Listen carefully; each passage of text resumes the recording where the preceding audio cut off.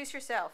I'm Stephen Elop. I am president of Microsoft's business division. Which is a big deal. It's like you run, explain what you run. So the big dog products within my division are the Office suite of productivity applications, but also SharePoint, social computing platform, unified communications, and our Dynamics ERP and CRM business. But would people know about Excel, they know about Excel, PowerPoint, Word, Word. But you know what? They're increasingly knowing about everything else as well because they're growing quickly out So there. we talked a lot, had a really interesting discussion about where a lot of these things are going. There's a lot of sort of the conventional wisdom is that box software is over. The idea that in the cloud that Microsoft is trying to pursue is going to make it difficult for their business model going forward.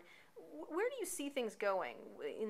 What are you working on, especially when you're thinking about these things? So I think there are some disruptive things going on right now. Certainly, if you look at things like the economic models, there's some things that are ad supported. There's subscription models. There's buy software by the box.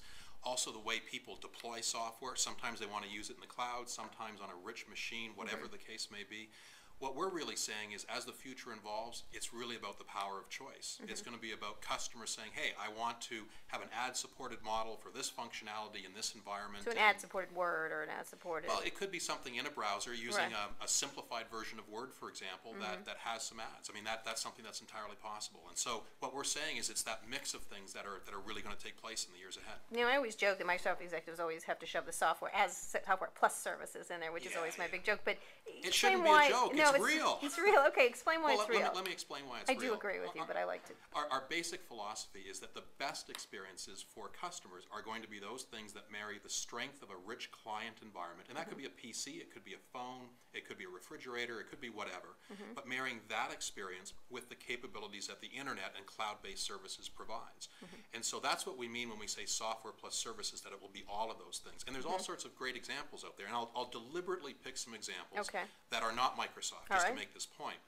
If you take a look at the iPhone today as one example, lots of people are using that to access Facebook. They're not using the browser to do it in a pure services-oriented way over the browser.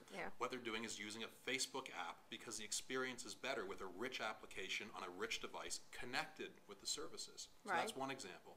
Kindle, another great example where there's a purpose-built, very nice device with specialized software and a rich client device optimized for reading a book. And of course, it's beautifully connected with the Amazon service in the cloud.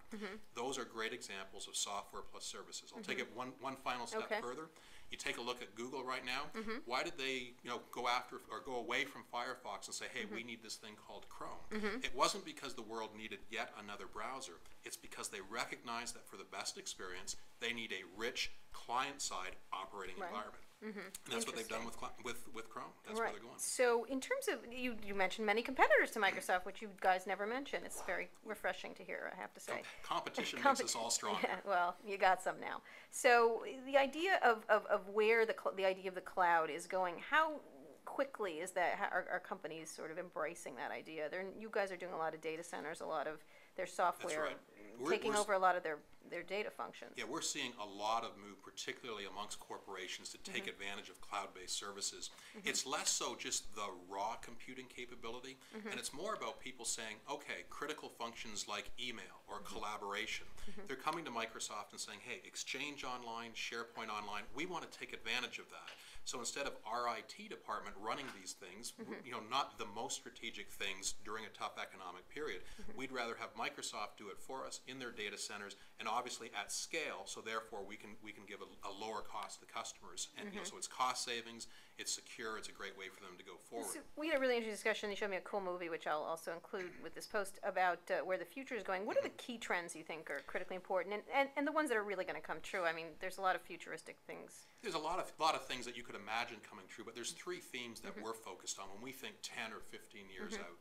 One is that how people express themselves to and from technology is going to evolve rapidly. So the advent of touch, we've seen that already beginning to take hold, but there's so much more we can do with touch. This Windows 7 will have that. Windows 7 will be a big player. There's all sorts of new innovation in terms of how people express themselves beyond the keyboard and the mouse. So that's a big theme. Second big theme is the degree to which we provide seamless and secure connections. I mean, if you look today, I mean, you might tweet this particular session, you might have a blog posting.